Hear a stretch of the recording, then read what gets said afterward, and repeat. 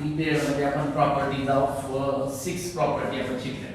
त्याच्यामध्ये first property of determinant, interchange rows and column, then the values of determinant remains constant. Second property of determinant, interchange any two rows or two column, then the values of determinant change only sign. Third property, in determinant any two row or two column are identical, then the values of given determinant becomes 0. Fourth property, if each elements of any row and any column are multiplied by some constant number k, then the values of new determinant is k times original determinant. And fifth property, if each elements of any row and any column is expressed as sum of two terms, then determinant can be expressed as sum of two determinants. And last property, if each elements of any rows and any column of a determinant is multiplied by some constant number k, then these product are added by corresponding element of any rows or any column, then the values of new determinant remains constant. ह्या 6 प्रॉपर्टीचा use करून आपल्याला problem solve करायचे आणि महत्त्वाचे problem आहेत. निश्चित एक problem JEE मध्ये पडतो. ओके, त्याच्यासाठी हे महत्त्वाचे प्रॉब्लेम आहेत. बघा काळजीपूर्वक. First problem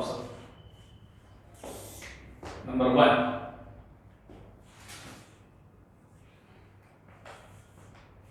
without expanding without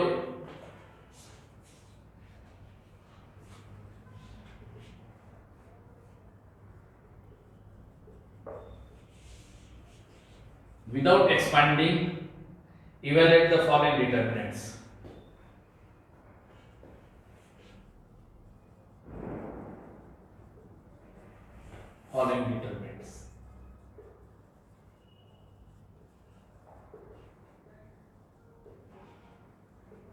Okay, number 1,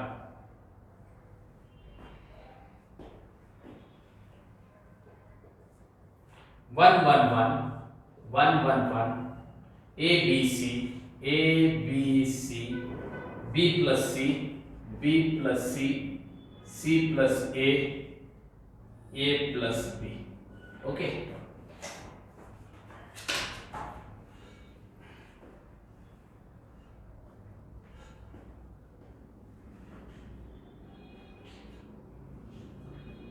Second,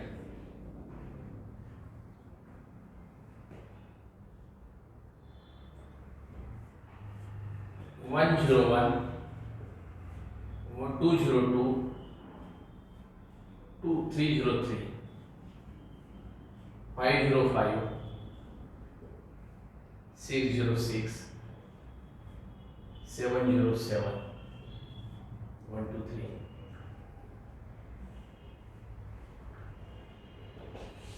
Third,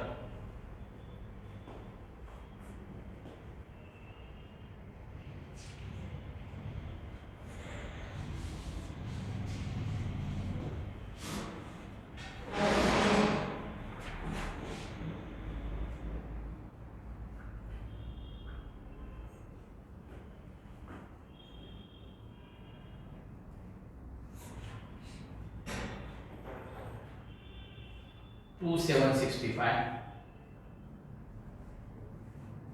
3 875, 5 986.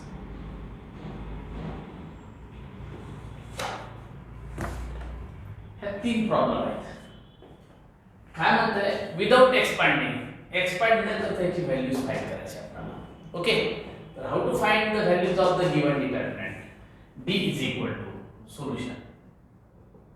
First, D is equal to 1 1 1 A B C, B plus C, C plus A plus B. Okay. आपल्याला प्रॉपर्टीचा यूज करायचा आहे आणि ते सॉल्व्ह करायचे आहे. काय सांगते आता प्रॉपर्टीचा यूज? जास्तीत जास्त 6 प्रॉपर्टी आपल्याला होते. सिक्स्थ प्रॉपर्टी काय सांगते? If each elements of any rows और any column, if each elements of any rows and any column are multiplied by constant number k, then these product are added by corresponding element of any rows and any column. Okay, इथं b plus c आहे.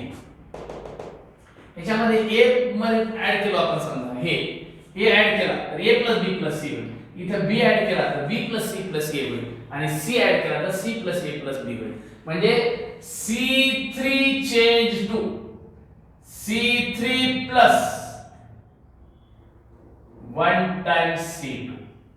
Okay, म्हणजे काय झालं, c3 ला आपल्याला बदलायचं आहे. c3 ला बदलत असताना 6 प्रॉपर्टी काय सांगते, if each elements of any rows or any column, म्हणजे ह्या कॉलमला, ह्या c2 कॉलमला कशाला मल्टिप्लाय करतोय, कॉन्स्टंट नंबर k k = 1, आलेला product a multiply by 1, b multiply by 1, c multiply by 1, म्हणजे काय झाला, a b c झाला.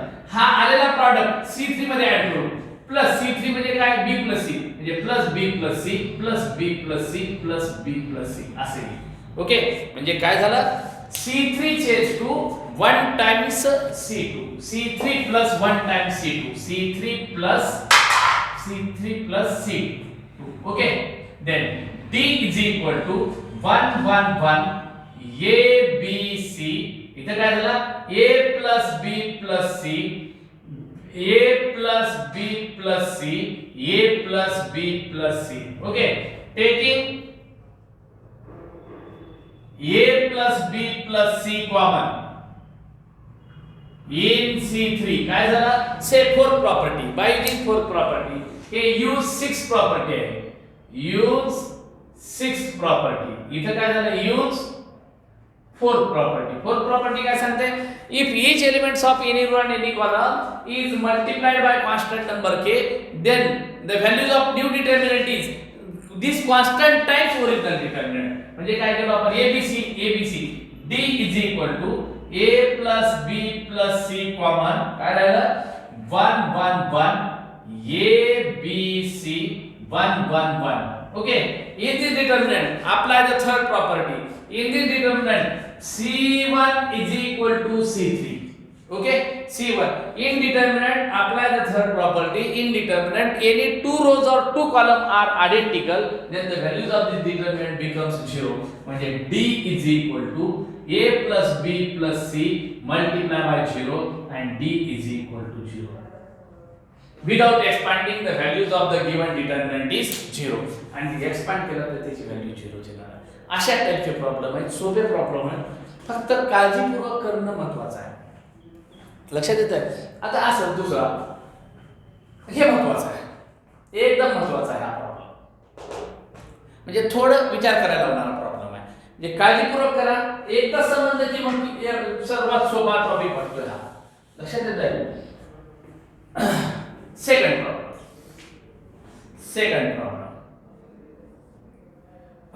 101 d is equal to 101 202 202 303 505 606 707 1 2 3.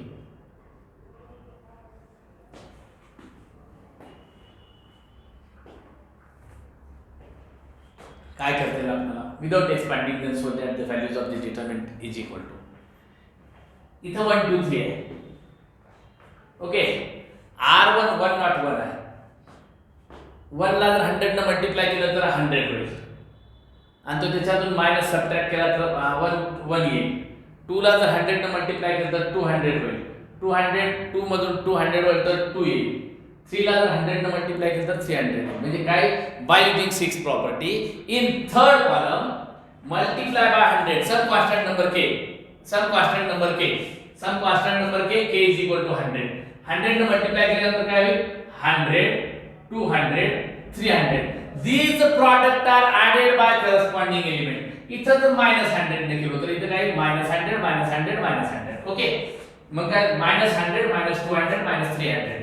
These product are added by corresponding element पुढचा किंवा पाठीमागचा. लक्षात आलं का, पुढचा काय असेल 101, मागचा काय असेल 505, सी r1 आणि r3. मग काय केलं 101 प्लस 100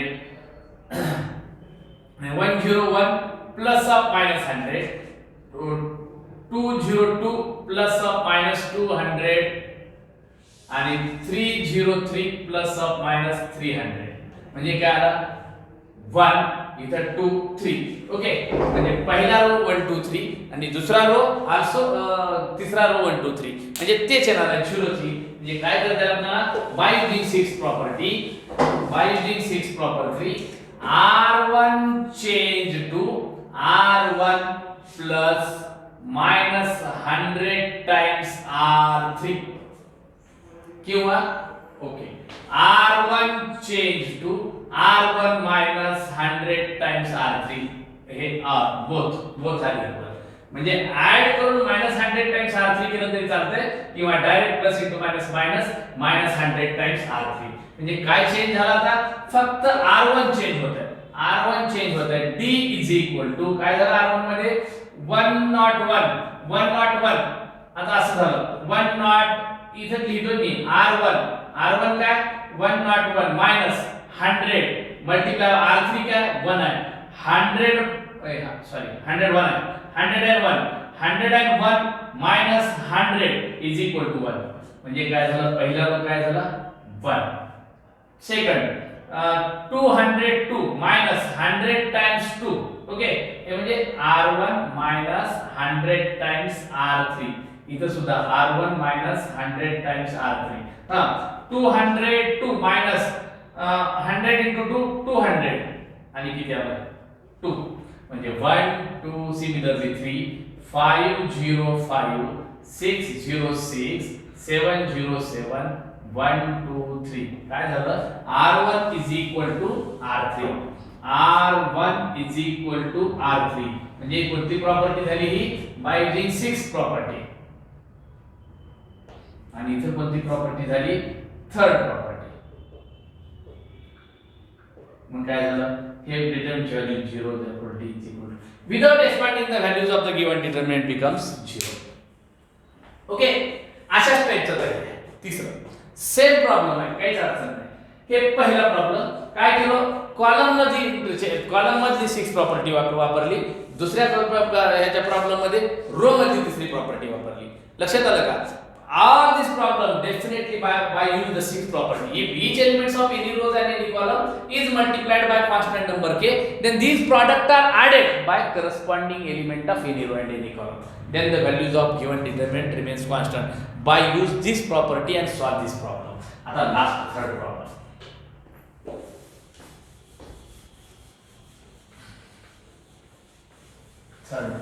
third problem काय सांगते D is equal to third problem D is equal to 235 789 65 75 86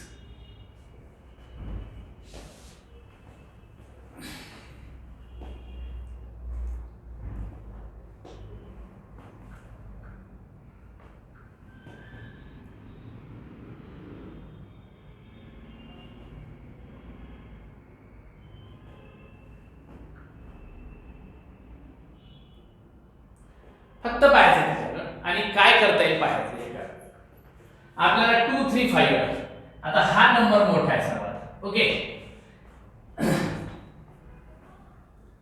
ह्या 7 ला कशाने मल्टिप्लाय केलं तरी किंवा 2 ला कशाने मल्टिप्लाय केलं तरी काय करता येईल आपल्याला बर 7 मधून जर 2 काढला 5 8 मधून 3 काढलं 5 9 मधून 5 काढलं थोड़ी मिस्टेक असेल बेटा प्रॉब्लेम मध्ये निश्चित 235 म्हणताय 234 पाहिजे असेल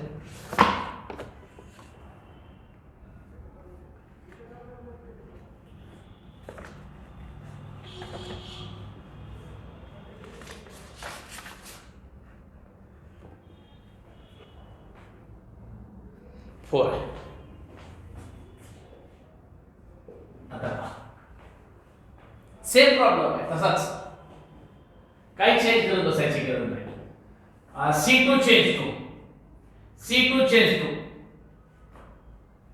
C2 ला बदलायचं आपल्याला C2 मायनस C1 बस finish. C2 change to C2 minus C1 काय करता येईल C2 change to C2 minus C1. Stop करता का थोडं.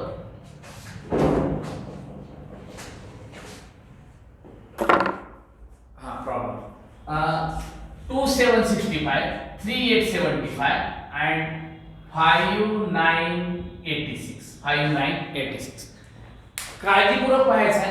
पहिला रो दुसरा रो तिसरा रो कुठल्या रोला आपण कशाने मल्टिप्लाय करून कशातून काढून टाकलो तर त्याचे व्हॅल्यूज कुठल्याच एका रो किंवा कॉलम सारखी येणार आहे. आता काळजीपूर्वक पहा.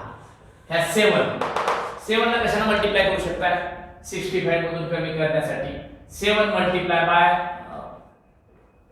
8 56 7 multiply by 8 9 7 multiply by 9 7 8 9 multiply by 9 multiply by 9 multiply by 9. Okay, these product are added.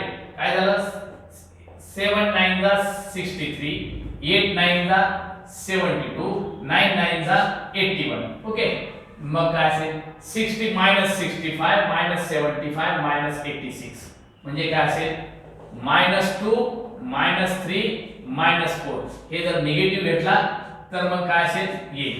चला म्हणजे साधा सोपा प्रॉब्लेम बनलेला आहे. म्हणजे काय करता येईल आपल्याला first C3 change to C3 minus 9 times C2. C3 change to C3 minus 9 times C2. कोणती प्रॉपर्टी आहे 6th प्रॉपर्टी.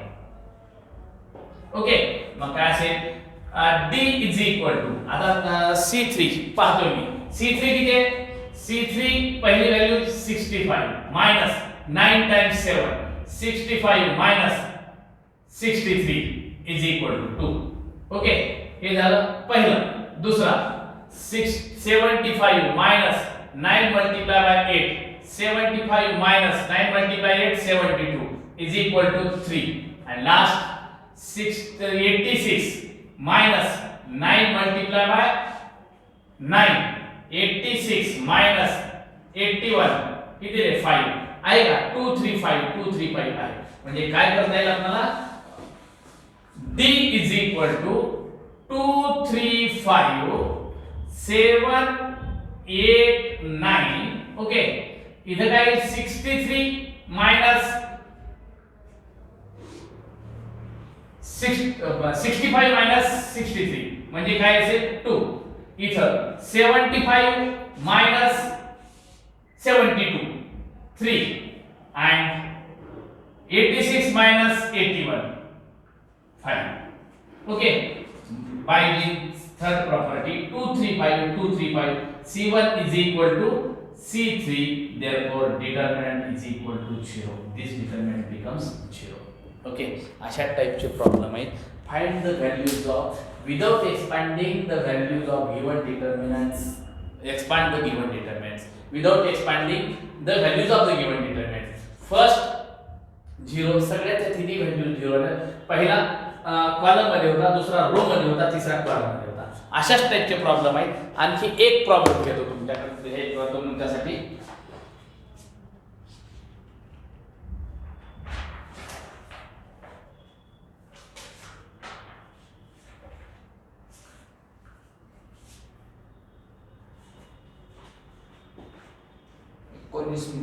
हाँ ये 4 1 1 1 ABC BCCAAB BCCAAB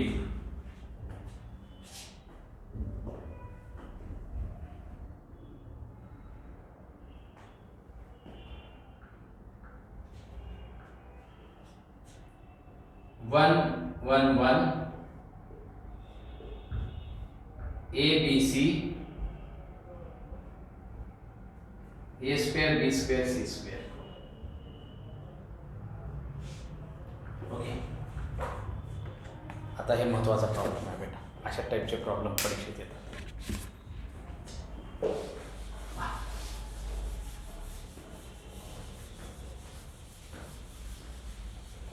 आणि एकदम सोपा आहे, एकदा डोक्यात लक्षात आलं की लक्षात येते, समजतं. हे ह्याच्यासारखं दाखवू शकतोय, लक्षात आलं, हे ह्याच्यासारखं दाखवू शकतोय किंवा हे ह्याच्यासारखं दाखवू शकतोय, दोन्ही सांगतो. म्हणजे LHS is equal to RHS दाखवायचा आहे. पहिला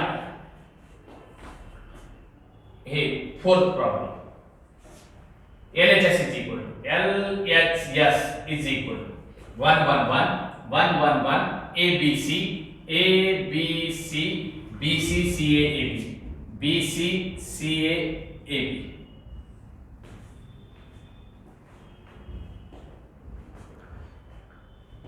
फोर्थ प्रॉपर्टी अप्लाय करतोय, taking 1/a common,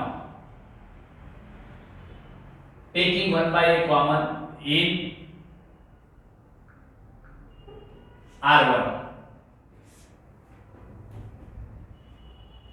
Okay, 1/b common in R2 and 1/c common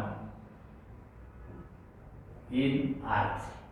Okay, म्हणजे आपल्याला काय पाहिजे, 1 1 1 1 ABC आणि BC CA AB ला एका ठिकाणी A square B square C square पाहिजे, एका ठिकाणी ABC कॅन्सल व्हायला पाहिजे. ओके, तर काय 1/a कॉमन, R1 मधून 1/a कॉमन काढतोय, 1/a कॉमन काढतोय म्हणजे इनडायरेक्ट डिवाइड करतोय, 1 डिवाइडेड बाय 1/a म्हणजे काय a. Okay, a divided by a is equal to 1 आणि BC डिवाइडेड बाय 1/a. अरे सॉरी, इथं काय असेल, a डिवाइडेड बाय 1/a होतं ना, a डिवाइडेड बाय 1/a म्हणजे काय, इथं काय a स्क्वेअर आणि BC divided by 1/a ABC. म्हणजे पहिल्या रो मध्ये चेंज व्हायला लागलाय, 1/a जर कॉमन काढलं तर पहिली व्हॅल्यूज काय येईल a, दुसरी व्हॅल्यूज काय येईल a स्क्वेअर आणि तिसरी व्हॅल्यूज काय येईल ABC. ओके, मग taking 1/a common in R1 म्हणजे काय आलं, a square ABC, 1/b common काढल्यानंतर काय b स्क्वेअर ABC आणि 1/c कॉमन काढल्यानंतर काय c स्क्वेअर ABC. ओके, समजतंय. मग अशाच पद्धतीने पहिली व्हॅल्यू, पहिले taking 1/a common in R1, therefore LHS is equal to, हे 1/a कॉमन काढला, 1/a कॉमन R1 मधून घेतला, 1/a common in R1. Okay, मग काय असेल, a square ABC, 1/b common in R2, b square ABC and 1/c common in R3, c square ABC. Okay, आता पुढे taking ABC common in, taking ABC common in C3, taking ABC